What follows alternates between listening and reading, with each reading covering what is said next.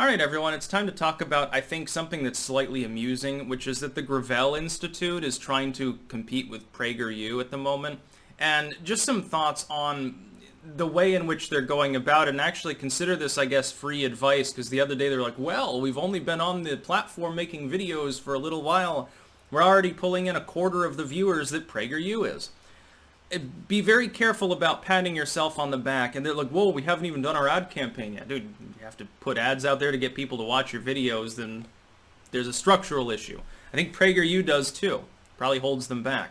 There are two problems that I can see with their branding strategy, and these are, the left has a problem with this kind of outreach, especially in video form, because it is more centralized, more editing heavy, more central, slower, therefore potentially decision-making, more driven by profit in a way, because of the centrality and the fact that there's, that sort of non-grassroots thing going on.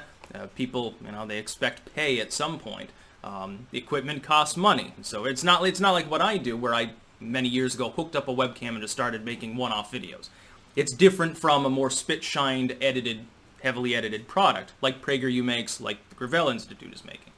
What I would say is this: there are two glaring issues with their campaign style. The first is that it relies upon them attempting to colonize YouTube as a platform in order to compete with PragerU. The problem is that YouTube as a platform has begun to stagnate.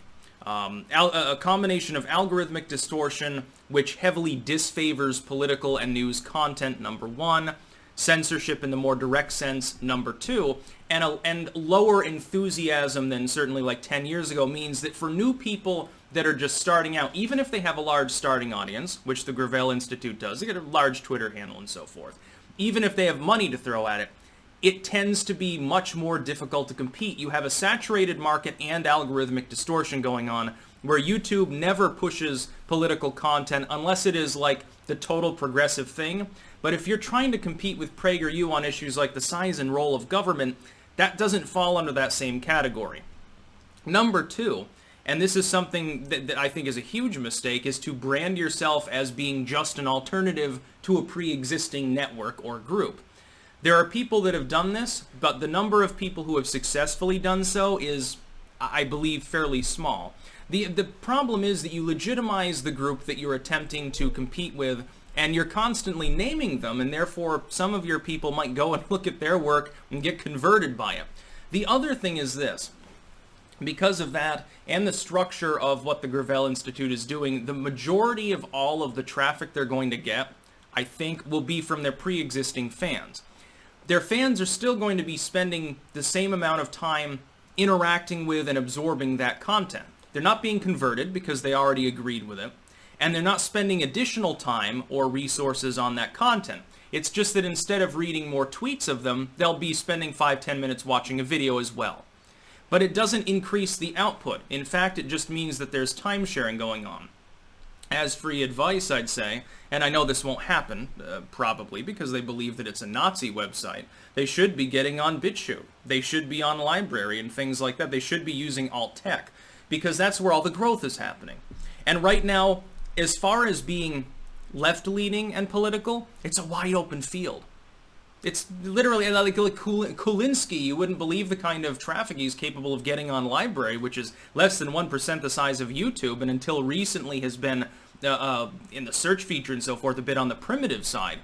Kulinski does not Kulinski, Pacman, actually, rather, gets a huge amount of play on there. Why? Who is he competing with? Keep in mind, and this is the other problem about it, the Gravel Institute isn't fundamentally competing with PragerU. For the most part, it's mutually exclusive audiences that live in bubbles. I hate to say it, but right-wing audiences tend to fall under that same basic premise. You're competing with other left-wing commentators and groups, because the pool of people who want that content, their minds generally aren't being changed. The idea that these groups regularly convert large numbers of people, like, well, I was a Ron Paul loving Gadsden flag waving Christian, but then I saw the light because I listened to Progressive Voice or David Pacman. I saw the light because Kulinski converted me into a Democrat. I'm riding with Biden now. and I eat vegan tofu, and fuck the Bible barbecue, haha, hail Satan. That doesn't really generally happen. More often, there's no real active conversion. It's just someone has gone through a transformative stage in a sort of vacuum. This happened with me. I used to consider myself generally left-leaning. I voted Obama in 2008. I had maybe more atheistic views and so forth. I wasn't converted by any third party.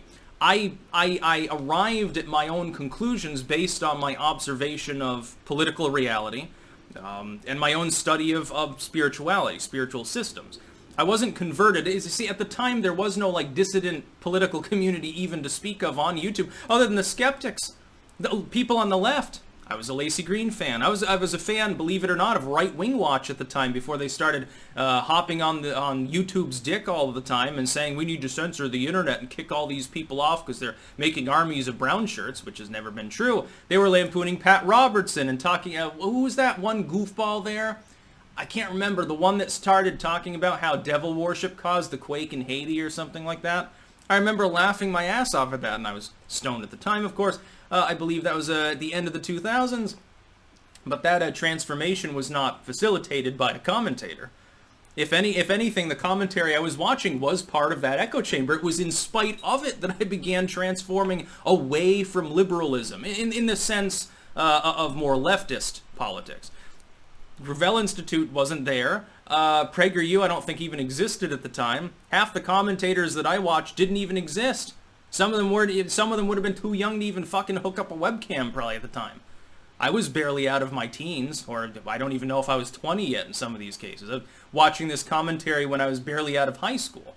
The glaring problems with the campaign they're attempting to launch will be funny to watch, and it'll be interesting to see whether I'm wrong. Of course, they will achieve growth. The problem is that the primary growth will be the result of their Twitter audience, more than anything else. It's not going to be a new organic audience. You're peddling your product to an audience that was already buying your product to begin with. You're just giving them video format instead of tweets and pictures and things like that, and responses to third parties on Twitter and so forth. Should branch out further. The problem for the left in capitalizing upon the next wave of tech at this particular juncture is that they've fooled themselves into believing that things like Gab or Minds or BitChute or Library, Brighteon, and all these other alternatives, that they're monolithic. They're run by Nazis, for Nazis, and everyone's an NSDAP member. Now, if they looked at the actual statistics for some of the larger alt-tech efforts, they would know there's no possibility that that's the case. If you go looking for obscene content or something like that, yeah, you're definitely going to find it. At the same time, you could go and look for content that wasn't completely out there. You can look for mundane content. You can find makeup tutorials and sports and things like that just as easily. That's about all. Peace out.